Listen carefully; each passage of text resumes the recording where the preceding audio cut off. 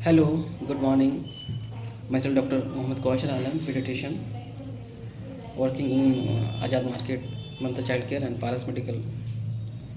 So आज एक फिर से एक इम्पॉर्टेंट टॉपिक के साथ आप लोगों के सामने टॉपिक है मिकोनियम एस्पिरेशन सिंड्रोम, जिसको हम लोग मैस बोलते हैं। अक्सर आप लोगों ने देखा होगा और आए दिन हम लोगों के ओपीडी में आईपीडी में इस तरह के बच्चे आते हैं। पेरेंट्स कंप्लेन करते हैं कि बच्चे होने के बाद गंदगी पी लिया था, जिसको पोटी पी लिया था।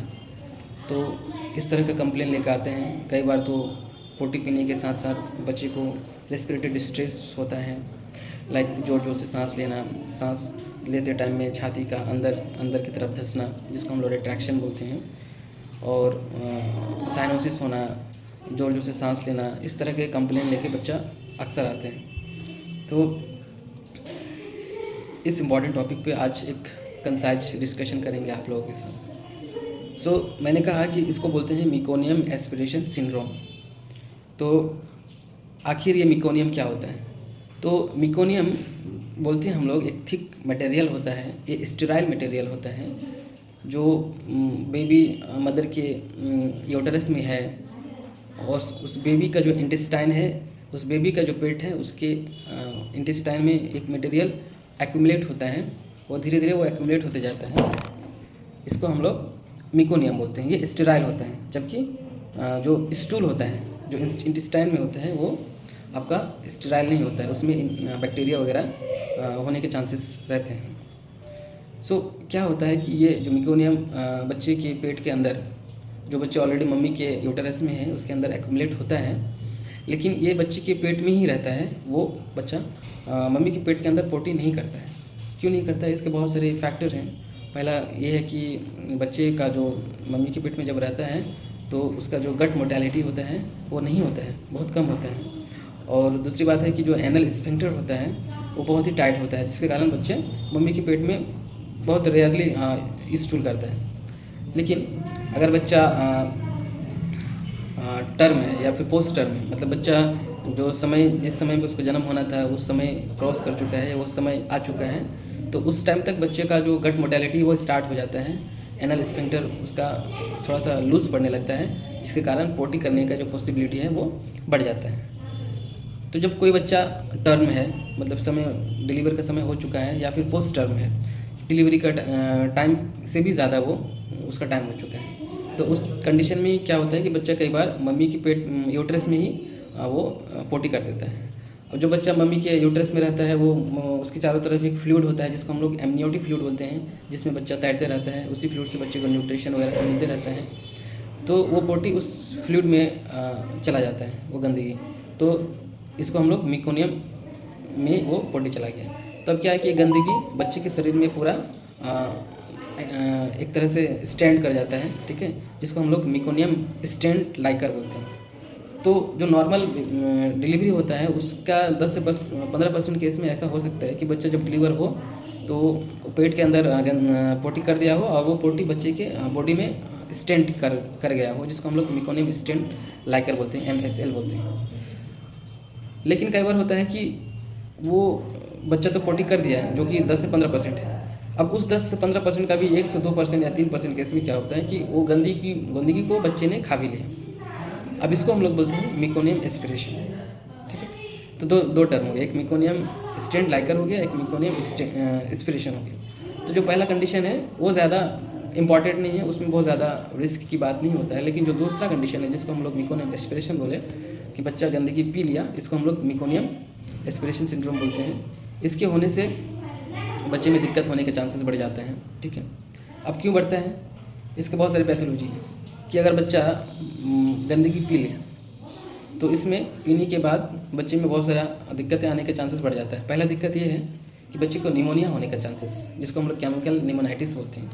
अब वो गंदगी बच्चे के लंग्स में गया, लंग्स के जाने के बाद एक तरह से इरिटेशन कॉज करवाएगा, जिसके कारण बच्चे की बॉडी में इन्फ्लामेटरी जो मीडिएटर्स है, साइटोकाइंस जिसको हम लोग बोलते हैं, वो ज़्यादा अमाउंट में वो सिक्रीट करते हैं, जिसके कारण लंग्स में या फिर रेस्पिरेटरी ट्रैक में एडिमा कॉज करवाता है, जिसको हम लोग केमिकल निमोनाइटिस बोलते हैं।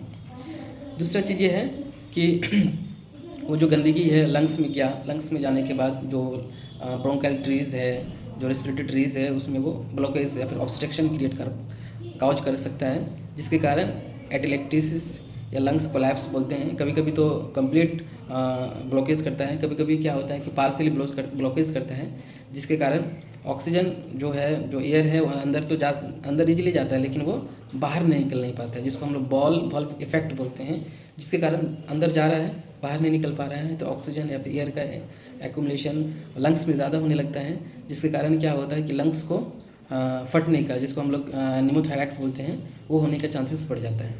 दूसरा कंडीशन ये होता है कि लंग्स में एक फ्लूइड होता है, एक सब्सटेंस होता है, जिसको हम लोग बोलते हैं सर्फेक्टेंट, जो लंग्स को ओपन करने में, लंग्स के सरफेस टेंशन को कम करने में हेल्प करता है, ताकि बच्चे इजीली सांस ले पाएँ।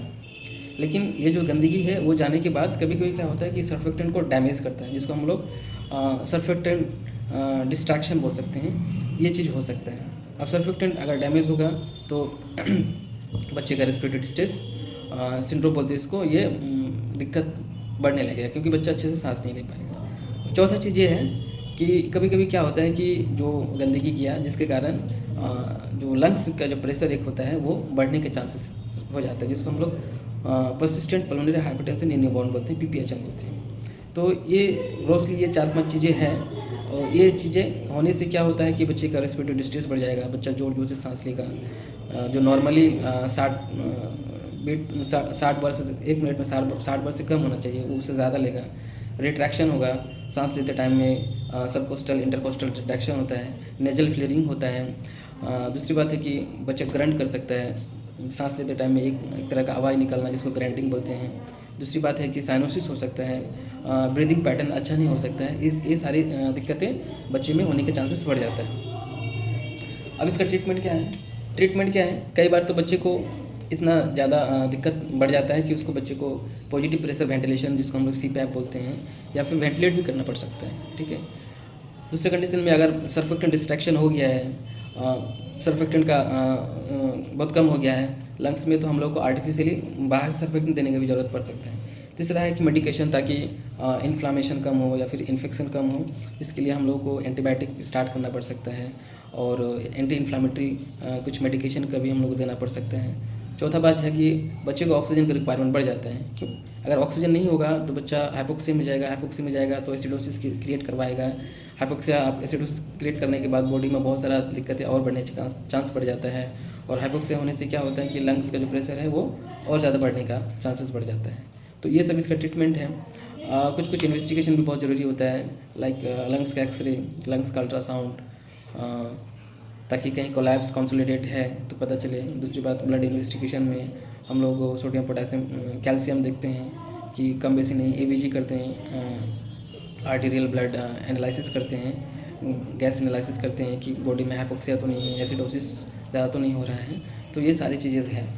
तो डिस्कशन के एंड पे बताना चाहेंगे कि अगर किसी बच्चे को मैक्स है, मेकोनियम पी लिया है, गंदगी पी लिया है, तो डॉक्टर से ज़रूर कंसल्ट करें, एंड कंसल्ट के बाद डॉक्टर जो आपको बोले उस हिसाब से फर्दर हम लोग प्रोसीड करें।